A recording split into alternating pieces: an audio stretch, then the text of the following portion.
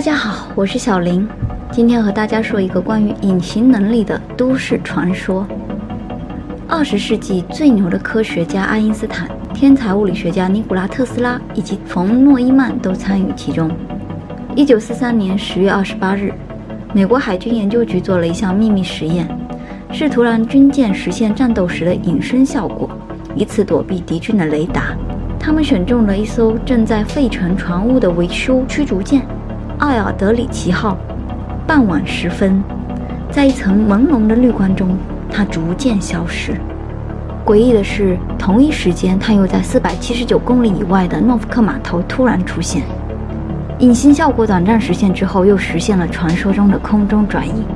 那这次实验的起源到底是什么呢？最广为流传的是，当时费城实验的总指挥是天才物理学家尼古拉特斯拉，但由于他坚持拒绝让船员亲自实验而被撤职。之后，计算机之父冯诺依曼接任总指挥，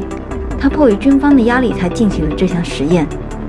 此外，该实验是通过爱因斯坦的统一场论来完成的，而且爱因斯坦本人也亲自参加。爱因斯坦认为，引力场和电磁场是有联系的，就像物质与能量可以通过一个公式联系起来一样。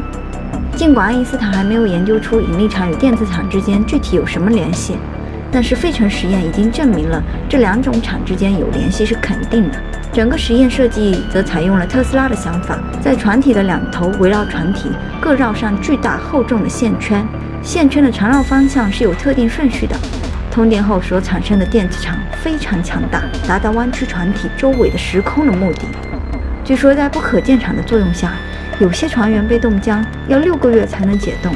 有些船员身体起火，被烧了18天；有的从此消失了，一半的人发疯了，等等。甚至有的说，这些船员也拥有了超能力，像穿了哈利波特的隐形衣一样，能随时隐身。此外，不少人认为实验还差点毁灭了地球，并对隐瞒真相的军方进行声讨。眼看这事传得越来越离谱，美国海军研究局赶紧出来证明该实验是假的。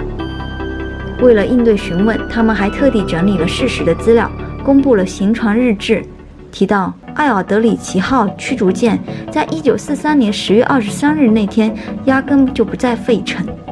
并且海军研究所真正的成立时间是1946年，说这个实验是在1943年由海军研究所主持的，时间也对不上。可这一官方的澄清声明起到的作用十分有限。直到1986年8月22日，科罗拉多100年纪念新闻刊登了一篇专访，才终于揭开了发生在30多年前的真相。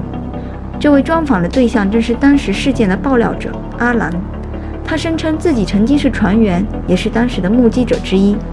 他澄清说，费城实验自始至终都是他编造的，尽管他没有说自己是从何而来的灵感，